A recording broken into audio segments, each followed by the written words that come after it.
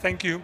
It's an honor to be here today, and I hope I can give a good presentation. Okay, what you see here is the first brick wall in Denmark on the picture up there.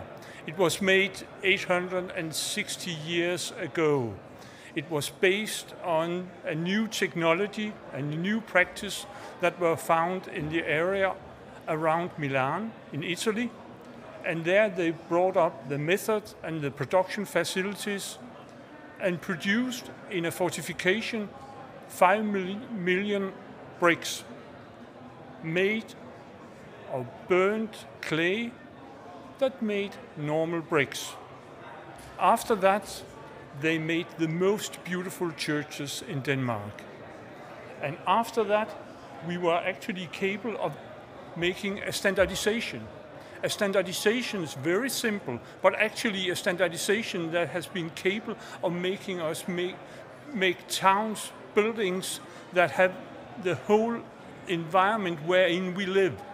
And the good thing about that kind of standardization is that it's actually possible now, in the present situation, to reuse the bricks. And actually now, old bricks are part of the capital within the society, based on the standardization and the possibility of reusing them combined with new bricks. So that is a basic approach we have to standardization. I have a little agenda I would go through within the next 13.5 minutes, and I will try to keep up a space so you have a chance to hear the next presentation after the next 13.5 minutes.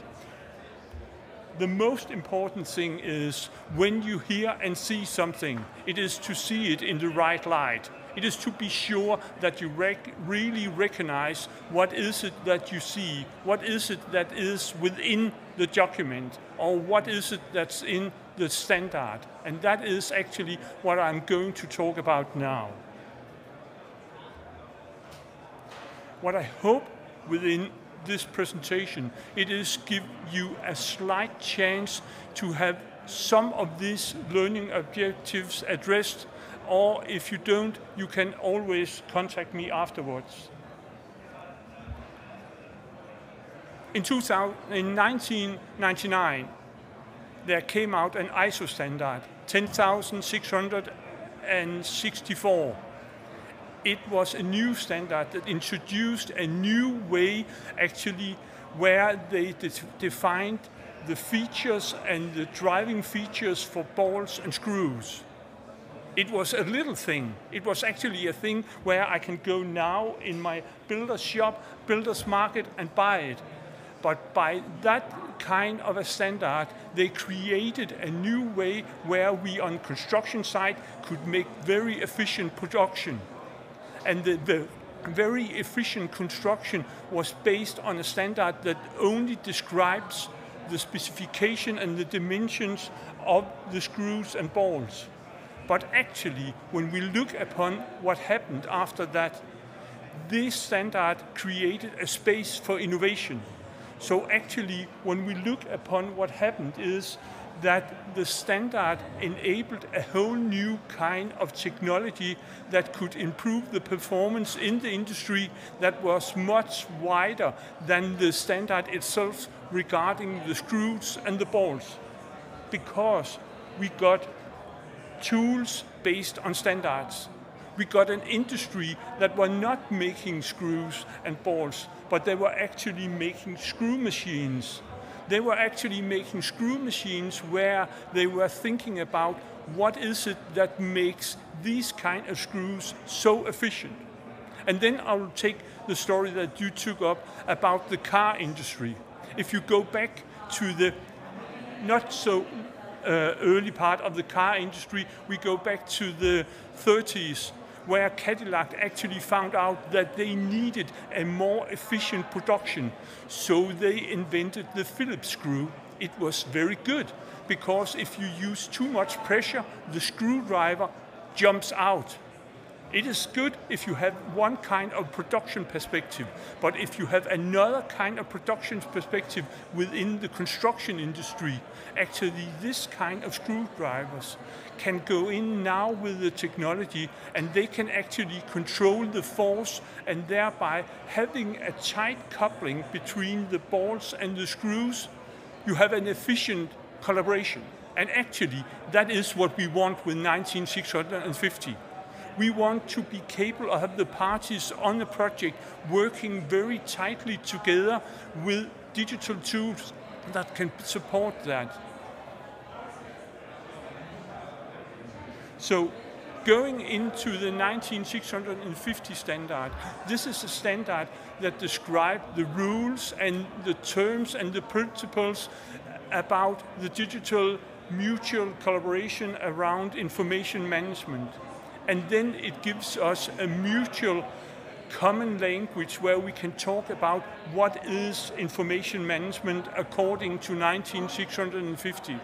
But the main problem about the standard and that kind of a language is it actually makes a distance. It makes a distance to all the other parties that has not been part of the work regarding the 19650. So we need to have a common language that's also a common language regarding information management that contains ordinary language. We need to be able of describing the way that we actually work together in a way so everybody on a project understands what are we talking about. In doing that, we can look upon the way that we now describe how are we setting up the requirements for projects. And within that, it's very easy to find a lot of good examples where we use wording. Not wording according to the 19650, but our own wording in English where we described it. Like object-oriented BIM models, or like project web. I know what a project web is. It is the same as a common data environment. But if you are not part of a certain part of the industry, you don't have a chance. We have the same kind of problem when the rest of the industry now are addressing common data environments and other terms within the standard. We actually need to translate that and put it in a way so they have a fair chance to understand it, and moreover to embrace it, and thereby taking in it and being capable of using the standards in the right way in their company's business. Okay, 19650 has over the last years become Open BIM. If you look upon something that's called Building Smart Awards is focused on the use of Open BIM, and a number of the projects that are using Open BIM are now using 19650 as a way of describing their way of handling the information management. So thereby, the 19650 becomes like the standard 10,664 with the screwdrivers. The standard becomes an enabler. Thereby, the 19650 becomes an enabler for other things than just the information management. Thereby, the standard can enable other things that can be combined with the information management, but actually also can be part of the new evolution and give us new opportunities.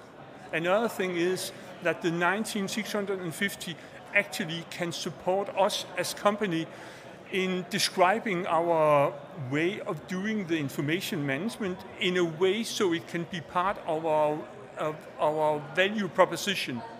Thereby, it is not just something that's done in the projects, making sure we are not getting claims, making sure we are not getting problems, but actually it's going to be part of what we can state to the customers, to the different parties, that they actually understand that within our practice, there's a possibility that they, combined with us, can get a good project and get some efficient production in a good quality.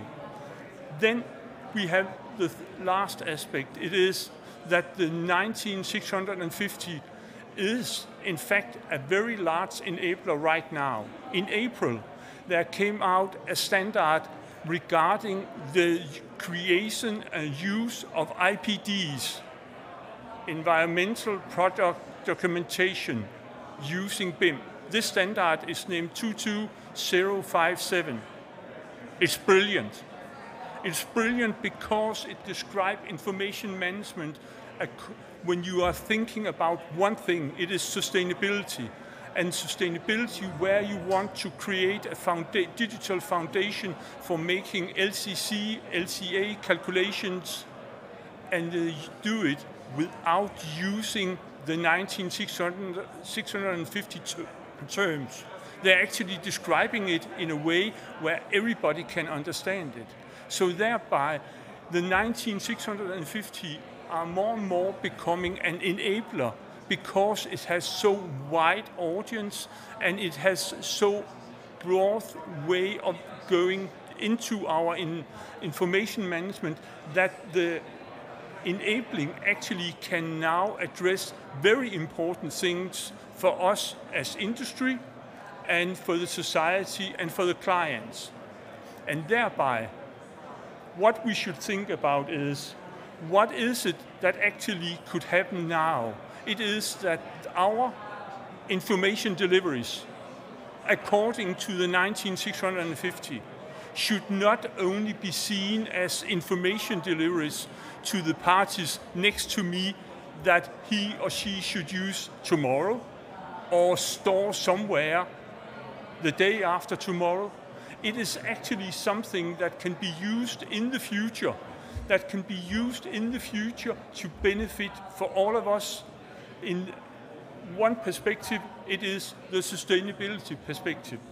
And thereby, the 19650 can be a very important enabler for other things than what's described in the wording in the text of the standard.